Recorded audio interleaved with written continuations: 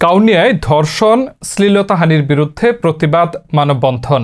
নিজস্ব প্রতিনিধি মোহাম্মদ আমিনুল ইসলামের পাঠানো ভিডিওচিত্রে দেখুন বিস্তারিত। রংপুরের কাউনিয়া সহ দেশের বিভিন্ন স্থানে ধর্ষণ, শ্লীলতাহানি, নারী নির্যাতন এবং আইন শৃঙ্খলা পরিস্থিতির অবনতির বিরুদ্ধে মানববন্ধন ও প্রতিবাদ সমাবেশ করেছে ছাত্র জনতা।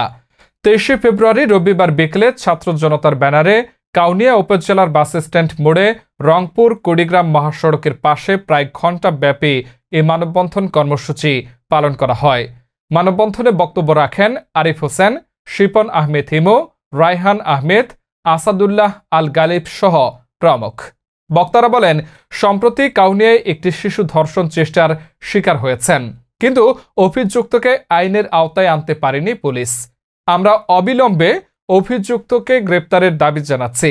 পাশাপাশি এমন ন্যাক্কারজনক অপরাধ যারা ঘটায় তারা কোনো দলের হতে পারে না, তাদেরকে দ্রুত আইনের আওতায় এনে দৃষ্টান্তমূলক বিচার করতে হবে।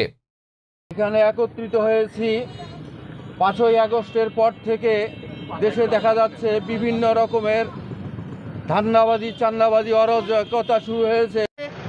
বেশি শক্তি দেখিয়ে তারা অপরাধীদেরকে বাঁচিয়ে নেয়, কিন্তু আমরা আর কখনো এই সুযোগটা কাউকে দেব না।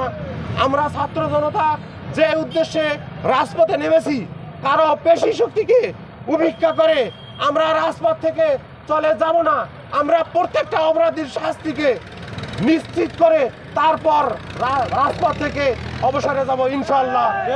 তাদের বিরুদ্ধে এখানে দাঁড়িয়েছি। আমরা দেখেছি গত 21শে ফেব্রুয়ারিতে আমাদের এক ছোট্ট শিশু মিঠাপুকুরে ফুল নিতে গিয়ে এক নরপিশাচ শুধুমাত্র ক্ষমতার বলে সেই আমাদের বোনকে ধর্ষণ করে।